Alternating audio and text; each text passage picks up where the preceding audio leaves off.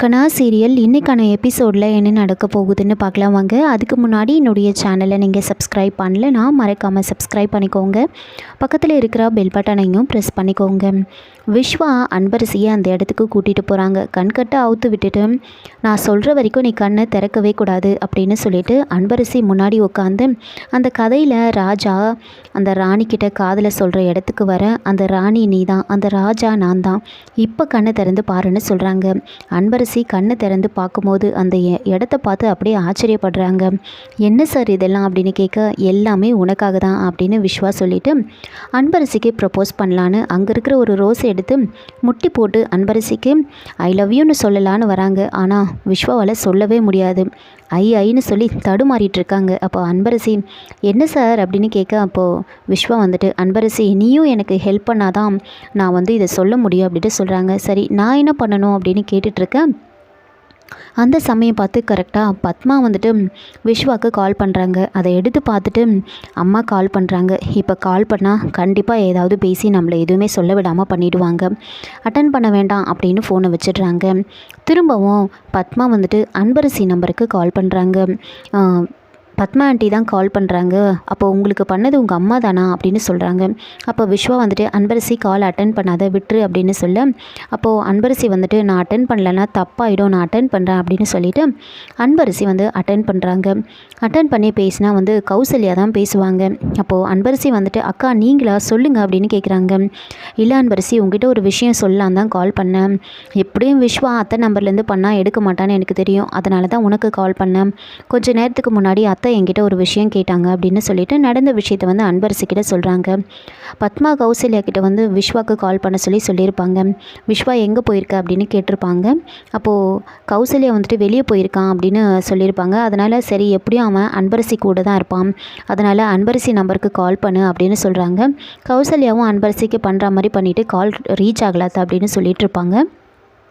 அப்போ பத்மா சரி என்னோடய மொபைலை போய் எடுத்துகிட்டு வா, என் நம்பர்லேருந்து பண்ணலாம் அப்படின்னு சொல்கிறாங்க. அதனால் பத்மா போயிட்டு பத்மா மொபைலை எடுத்துகிட்டு அங்கேயே பத்மாவுக்கு தெரியாமல் விஸ்வாக்கும் அன்பரசிக்கும் கால் பண்ணியிருப்பாங்க. இந்த விஷயத்தை அவங்கக்கிட்ட சொல்கிறாங்க. சரி இப்போ அதுக்கு என்ன பண்ணணும் அப்படின்னு விஸ்வா கேட்க, இல்லை விஸ்வா சப்போஸ் நான் ஃபோனை எடுத்துகிட்டு போய் அத்தைக்கிட்ட கொடுத்து அத்தை திரும்பவும் அன்பரசிக்கு கால் பண்ணாங்கன்னு வச்சுக்கோ, அன்பரசி எல்லா உண்மையும் சொல்லிவிடுவா. நீ எப்படியும் அத்தையோட கால் அட்டென்ட் பண்ண மாட்டேன் எனக்கு தெரியும், ஆனால் அன்பரசி சொல்லிவிடுவாள், அதனால தான் உனக்கு முன்னாடியே வார்ன் பண்ணுறேன் அப்படின்னு சொல்லிட்டு ஃபோனை வைக்கிறாங்க. இன்னொரு பக்கம் சிவகாமி வசந்த்கிட்ட பேசிகிட்டு இருப்பாங்க. அப்போது அந்த போலீஸ் சொல்கிறாங்க யார் இவங்க அப்படின்னு கேட்குறாங்க. அப்போ சிவகாமி எனக்கு தெரிஞ்சவங்க தான், வேணும்னா நீங்கள் ஹெல்மெட்டை கழட்டி பாருங்கள் அப்படின்னு சொல்கிறாங்க. அப்போ போலீஸ் சரி நீங்கள் ஹெல்மெட்டை கழட்டுங்க அப்படின்னு சொல்கிறாங்க.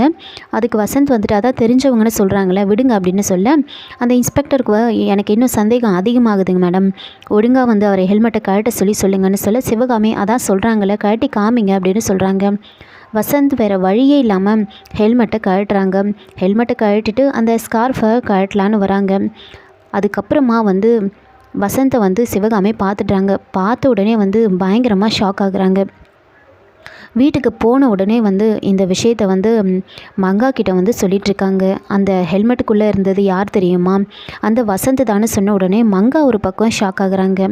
என்ன இது, அவன் இந்த மாதிரி ஒரு வேலை பண்ணியிருக்கான், அப்போது அவங்க தாத்தாவை நாம் கொலை பண்ணும்போது அவன் அமைதியாக பார்த்துட்டு வீடியோ எடுத்துருந்துருக்கான், இவன் எப்படிப்பட்டவனாக இருப்பான், சரியான சைக்கோவாக இருப்பானா, இப்படி ஒரு வேலையை பார்த்துருக்கானே, அவன் கண்ணு முன்னாடி அவங்க தாத்தாவை கொலை பண்ணுறாங்க, ஆனால் அதெல்லாம் அவன் கண்டுக்காமல் வீடியோ எடுத்து நம்மளை இப்படி மிரட்டி பணத்தை வாங்குறானே, நினச்சாலே எனக்கு பயமாக இருக்குது அப்படின்னு பேசிகிட்டு இருக்கேன்.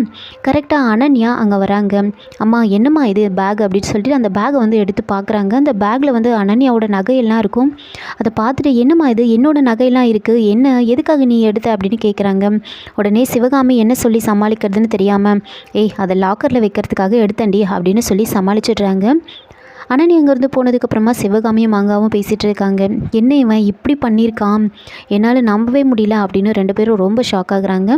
இன்னொரு பக்கம் அன்பரசி விஸ்வாவை பார்த்துட்டு வீட்டுக்கு வந்திருப்பாங்க. அப்போ மஞ்சு கிட்ட நடந்த விஷயத்தெல்லாம் வந்து சொல்லிகிட்ருக்காங்க. அதை கேட்டு மஞ்சு ரொம்ப ஆர்வமாக சரி அதுக்கப்புறம் அங்கே என்ன தான் நடந்துச்சு சொல்லு அப்படின்னு கேட்டுட்ருக்க ஒவ்வொரு விஷயமா வந்து மஞ்சு கிட்ட வந்து அன்பரசி சொல்லிகிட்ருக்காங்க. அந்த சமயம் பார்த்து கரெக்டாக ஜானகியும் சந்திரசேகரும் வந்து நிச்சயதார்த்த பத்திரிக்கை எடுத்துக்கிட்டு அன்பரசி கிட்ட கொண்டு வந்து கொடுக்குறாங்க. அன்பரசி அந்த இன்விடேஷனை பார்த்து ரொம்ப சந்தோஷப்படுறாங்க. அதில் அவங்க அம்மா அப்பா பேர் போட்டிருக்கதை பார்த்து ரொம்ப சந்தோஷப்பட்டுட்டு இருக்காங்க. இதோட இந்த எபிசோடை வந்து முடிச்சிருக்காங்க. என்னோட ரிவ்யூ பிடிச்சிருந்தால் லைக் பண்ணுங்கள், மறக்காமல் சப்ஸ்கிரைப் பண்ணுங்கள். தேங்க்யூ.